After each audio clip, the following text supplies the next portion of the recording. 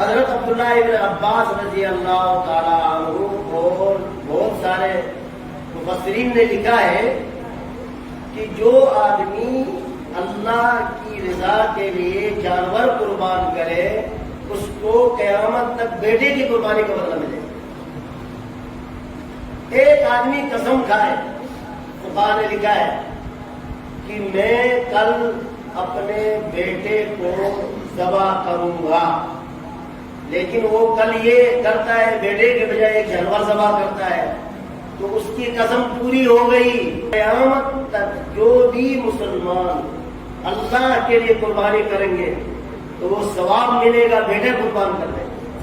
گویا کہ آپ دیکھیں اللہ تعالیٰ نے کتنا بڑا ثواب عطا فرمایا ہے کہ بیٹے کے قربان کرنے کا، اور یہی جانور قیامت کے دن کو صراط میں سواری ہوگی تو صراط پار کر کے جنت میں لے جائے گی. اس لیے نبی کریم صلی اللہ علیہ وسلم فرمایا اپنی خوش دلی سے قربانیاں کرو.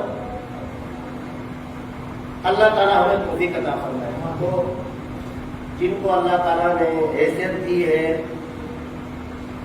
اور روایت میں آتا ہے کہ جس کو قربانی کی حیثیت ہو اور وہ پھر بھی قربانی نہیں کرتا، نبی کریم صلی اللہ علیہ وسلم نے کیا فرمایا؟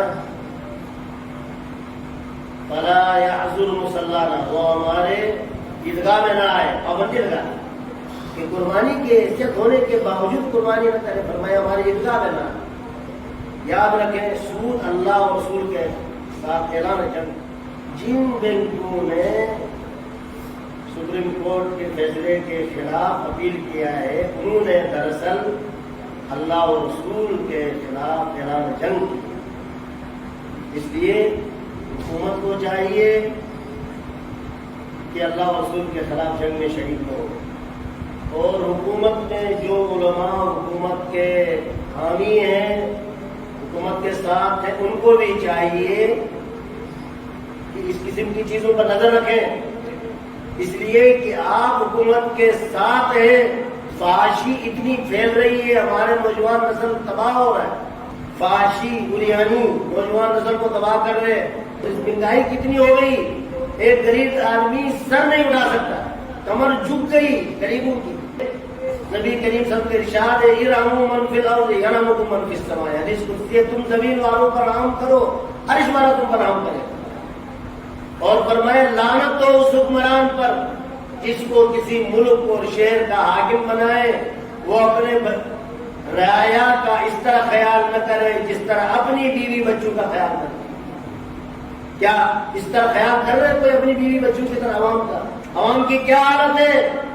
اے اللہ یہ تیرے بندے ہیں، یہ غریب کیا کریں بیچارے جو دن کو کما کے رات کو کھاتے ہیں. رب کعبہ کی قسم یہ عوام یہ غریب لوگ اگر ہاتھ اٹھائیں گے نا، یرفعوا فوق الغمام کی بدعا اور فوری طور پر قبول ہوتی ہے. اگر تم ظلم کے ساتھ ہو اور ظلم میں شامل ہو، اللہ تعالیٰ تمہارا وہ حشر کرے گا نسل یاد رکھنا. اس لیے ہمارے پاس ایک حل ہے اور بہت بڑا دعا. اللہ تعالیٰ ہے نا ہمارا. کیا پریشانی ہے؟ جس کے ساتھ رب ہے اس کے ساتھ سب ہے. اللہ تعالیٰ کو سے دعا کرے اے اللہ ہمارے ملک کی حفاظت کرنا، اور جو اس ملک کو ختم کرنا چاہے انشاءاللہ اللہ تعالیٰ اس کی نسلوں کو ختم کرے گا، لیکن یہ ملک ختم نہیں ہونے والا انشاءاللہ تعالیٰ. اس ملک کے پیچھے دعائیں ہیں، اس ملک کے پیچھے اللہ کی رحمت ہے. اور قائد اعظم اللہ تعالیٰ ان کی قبر پر کروڑوں رحمتیں نازل فرمائے، جن کا ہم نام تو لیتے ہیں، لیکن جب پاکستان بنایا ان سے پوچھا قانون کیا ہوگا، آپ نے کیا قانون بنایا؟ قائد اعظم محمد علی جناح رحمہ اللہ نے کہا میں کون ہوتا ہوں قانون بنانے والا؟ قانون میرے رب نے بنایا ہے، جو قرآن کا قانون ہے وہ ملک پر لاگو ہو. آج ہم کر رہے ایسا، نام لیتے قائد اعظم کا اور کام یہودیوں والا. اللہ تبارک و تعالیٰ سب کو ہدایت عطا فرمائے. جمعے کے دن بجلی نہیں جانا چاہیے.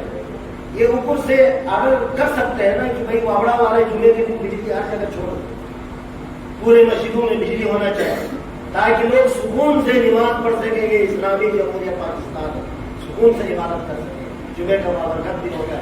اللہ تعالیٰ ہم سب کو عطا فرمائے.